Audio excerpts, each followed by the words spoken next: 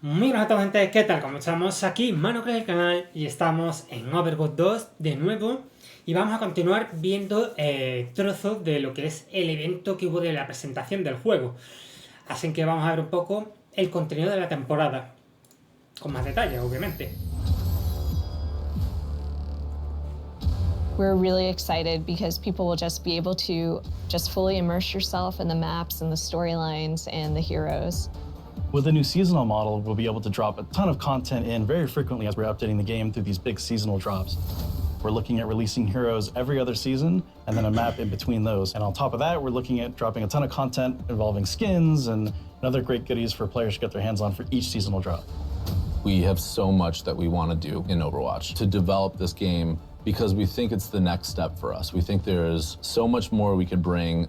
I'm really happy moving to our new seasonal-based schedule, making this really huge commitment to regular updates. It's exciting at the same time because I know what this team can do. We really want players to be able to anticipate when things are going to enter the game. With all the new content and events coming in, it's even more important to just make sure that everybody knows what's coming. And along with the free-to-play change, we're doing away with loot boxes entirely. We have a new Battle Pass model coming in, and we have store as well. So players will have a lot more control about how they interact with the game and how they acquire new content. We've been working on so many things over the past couple of years. I'm most excited for folks to see some of the new heroes that we've been kind of cooking up. It's a bunch of different reasons why we choose to make a hero. We're trying to follow the narrative, pick the hero that makes sense, or do we need to create a hero that answers this meta, counters a certain strategy that's too strong in the game? We've got 2 more supports and another tank in just the first couple of seasons. And we're still working on new characters for a year and a half down the line as well. There's characters that folks have already seen glimpses of in the story. And there's also characters that you've never seen before, never heard about. We were looking at making sure the new heroes fit within this new, very fast-paced paradigm and less shields and crowd control. You can see a lot of that reflected in team play moments, but with a much faster-paced vibe. We want to push the sci-fi, the futuristic feeling of maps. There's a touch of sci-fi everywhere you look. So this is something that was a bit more subtle in Overwatch 1. We really want players to feel that the world takes place in not so distant future. Coming up next is Rio.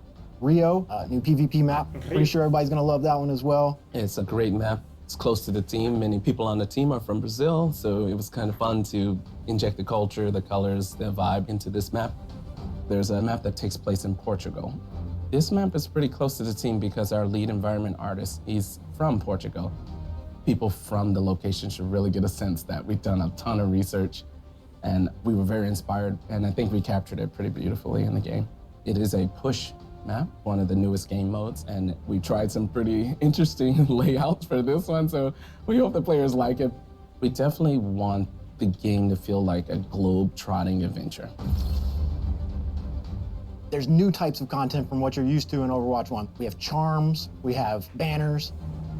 The current Mythic skin that's in the works Eso that I está muy worked on. bien. Eso primero que hemos visto.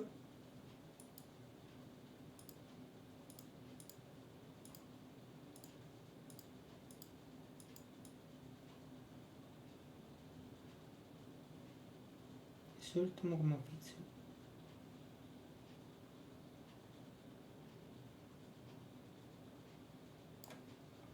Charms. Esto es como los amuletos. Sí, como los amuletos del Valorant. Que se ve el arma y por un lateral del arma se ve como cuelga como una especie de... Así, como se ve viendo, como un pajarito de papel, una máscara, letras, se ve que es un micrófono. Eso lo van a meter aquí, eso está bastante bien también. La verdad que está bastante bien. Los amuletos y los estandartes. Hay juegos que tienen estandarte también. De Blizzard, por ejemplo. We have banners. The current Mythic skin that's in the works that I worked on actually is for Genji. He's got this kind of cyberpunk Japanese. Y eso está bastante bien. La temática de Cyberpunk está chulísima y que sea por progreso. Es decir, que vayan mejorando en la partida o vayan mejorando en el pase o en desafíos o lo que sea y te vayan mejorando y tú puedas cambiarla. Demonic theme. Eso está bastante Mythic bien. skins are meant to be this next tier Mítico of es más skins que above legendario. legendary. We want players to be able to go in there and pick and choose certain pieces meant to be Claro. this extra awesome legendary skin that you can customize. We're concurrently developing quite a few mythic skins. They're going to be released over the seasons. All this amazing stuff, all of the amazing skins. For weapon charms, really what we're looking for there is just for the players to be able to express themselves and dress their character up. One of our core tenets on Overwatch visually is to focus a lot on the first-person view. We want you to be able to see it and enjoy it while you're playing the game. One thing that was really important to us was to make sure that players, if they earn anything in the game anywhere, that they're able to use it everywhere. So if you earn something on console or on PC or on Overwatch 1, you can always use it in anywhere in Overwatch 2 as well. And with each new season, there'll be a ton of new content and a new battle pass as well. These seasonal updates will allow us to be constantly infusing the game with new content, new heroes, new maps. So the game is going to feel fresh just all the time. There's always going to be something for you to do or to work towards. There's never going to be a point where you're like, gosh, I don't have anything to do. Being able to provide players with new heroes every so often, new maps. It is going to be a growing and evolving game. There's so much for us to explore as we move forward. Get ready. It's going to be really exciting, really fun.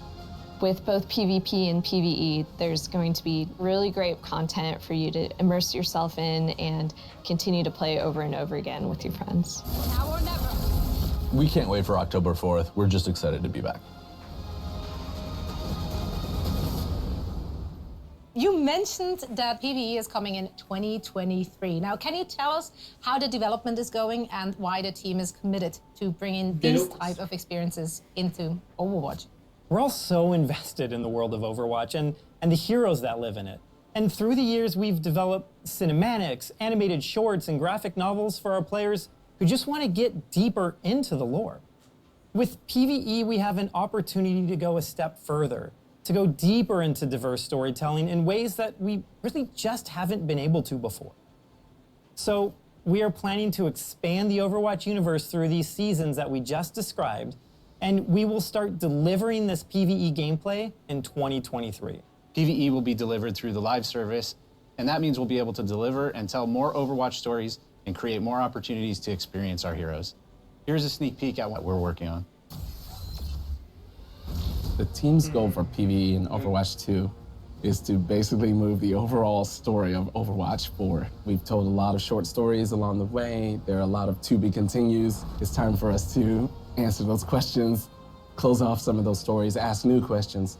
So the new game will definitely move the overall canon of the lore of Overwatch forward. Get those doors open! For the PvP live service, for certain seasons, you're also going to get some PvE maps. You'll be fighting Null Sector in at least some of the maps. They've come back and they're mad, so it's Overwatch's job to take them out. There's going to be content for you to immerse yourself in and continue to play over and over again. A lot of the older guys from the original Overwatch team, they're coming back, but they need help with some of the younger generation like Brigitte and Lucio.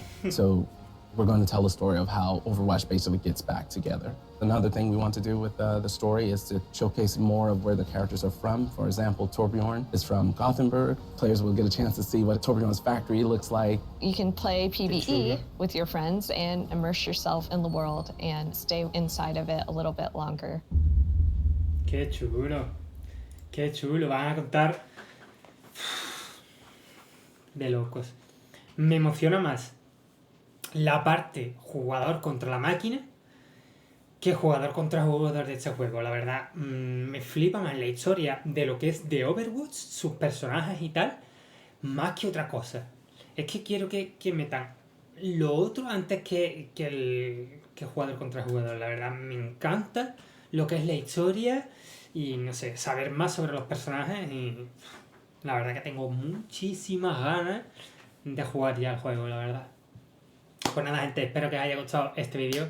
Dale like, suscribiros al canal, activad la campanita para más, compartir el vídeo. Y ya sabéis que estoy subiendo todos los días 3 vídeos diarios sin que darle bastante caña. Os dejo las redes sociales en la descripción para que me sigáis.